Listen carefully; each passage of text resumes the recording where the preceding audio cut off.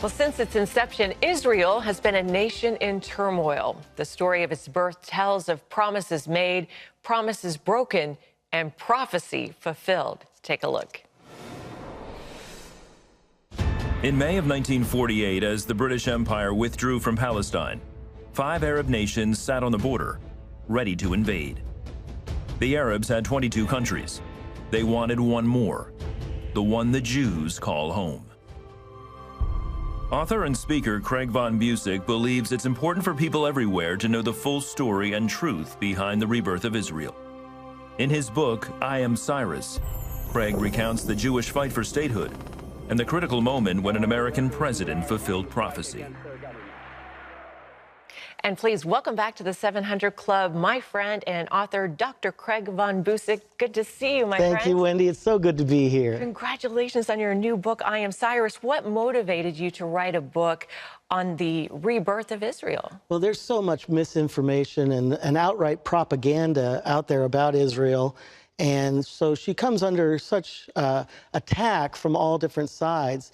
And during a time of worship back in 2012, I was praying and I felt like the Lord said, Israel is about to come under increased persecution. And I want you to write this book about Harry Truman and his involvement with the rebirth of Israel. So that's where it all came from. What's the basic connection between Zionism and the birth of Israel and the former President Harry Truman? They were both born in the 1880s.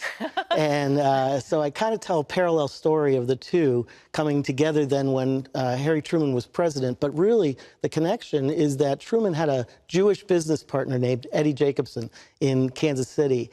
And their business was very prosperous the first year, but then in a post-war recession after World War I, it went bankrupt.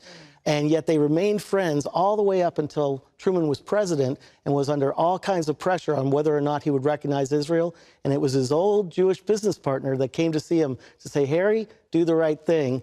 And he convinced him to meet with Chaim Weizmann, who was kind of the Ben Franklin of the Zionist movement, and that helped tip the scales. How miraculous was it that Israel prevailed? Oh, it's absolutely miraculous. They were surrounded by 5 Arab nations on the day that, when David Ben-Gurion stood there in the Jewish museum in Tel Aviv and declared a nation, that Israel would be a nation after nearly 2,000 years. They were surrounded by 5 Arab armies, and yet God moved and protected them through the War of Independence, and then, of course, with the help and encouragement of President Truman, who helped to push through a loan to help them get started, they were able to start building their nation. But at one time, Truman would slam the door on anyone who wanted to discuss Jewish statehood. He was totally against it. So what changed his heart? Well, it was Eddie Jacobson, because what had happened is there was all kinds of pressure from the Arabs, from the Jews, from the State Department. The State Department actually undercut Harry Truman and totally went against his policy. He was very upset about this. And so he slammed the door shut and said, I don't want to talk to anyone about the question of Jewish statehood. And so the Zionists knew that the vote was coming up. This was in 1947. They knew that the vote was coming up in the UN, and they were panicked because they didn't know what Truman would tell his people to do. Right. And so they called his Jewish business partner, who was the only one who could get in the White House. Wow. They woke him up in the middle of the night, and Eddie Jacobson flew to the White House and went in unannounced and said, I'm here to see the president. The secretary said, well, just don't talk about Palestine or the Jews. He said, that's the only reason I'm here. And he walked into Truman's office and he said, Harry, I thought you were stronger than this. I thought you could take the heat in this office. This isn't like you. And he said, you know who my hero is, Harry? He said, my hero is Chaim Weizmann.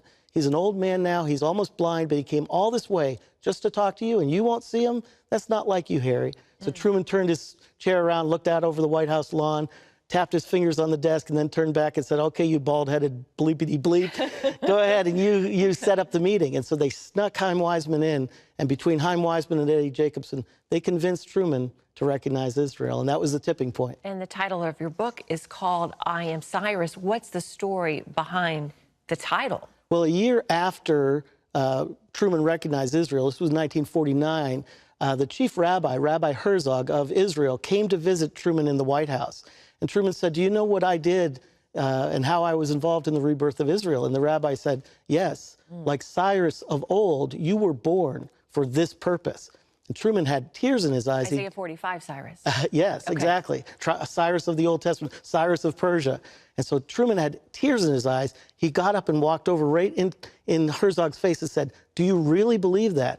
He said, "Absolutely. You are a modern-day Cyrus." And so when Truman left the White House in 1952, he was invited to, or 53, he was invited to speak at the Jewish seminary in New York City. Eddie Jacobson introduced him and said, "Harry Truman helped with the rebirth of Israel." Everybody clapped, and Truman got up and turned to Eddie, and he said, "What do you mean helped?"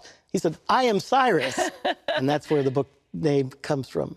You know, it's just such a testimony of how God can use anyone to do his purpose. Absolutely. And he used, like you said, a failed businessman, a farmer who eventually became president of the United States to birth a nation.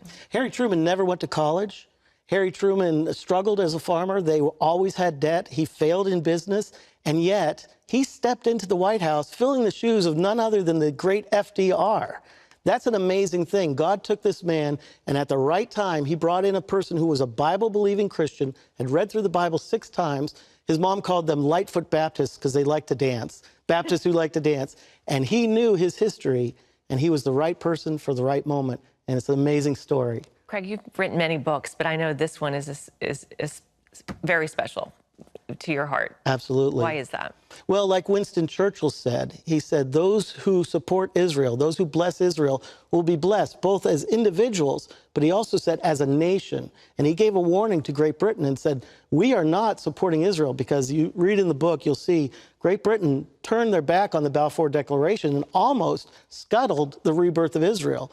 And yet God brought godly men in, Balfour and Lloyd George and Churchill himself, who was raised by Jewish leaders who promised his father that they would help raise him.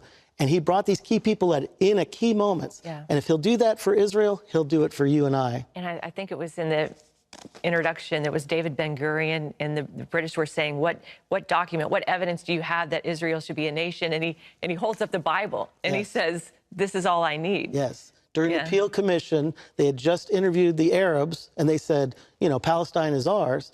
And so they said to David Ben-Gurion, what's your mandate? And he held up the Bible, and he said, this is our mandate. And throughout this book, you'll see how the Bible influenced people that influenced history. Yeah. And so God's hand was on the rebirth of Israel, and I believe his hand is on Israel today. And if we will bless Israel, he will bless us individually and as a nation. Amen. And I love Gordon Robertson does a wonderful introduction as well, and it's just a fascinating book, and it really is, as I said, a thrilling read. Craig's book is called I Am Cyrus, Harry S. Truman and the Rebirth of Israel. It's available where books are sold. You can hear more from Craig on our Facebook page. Just go to facebook.com/700 Club.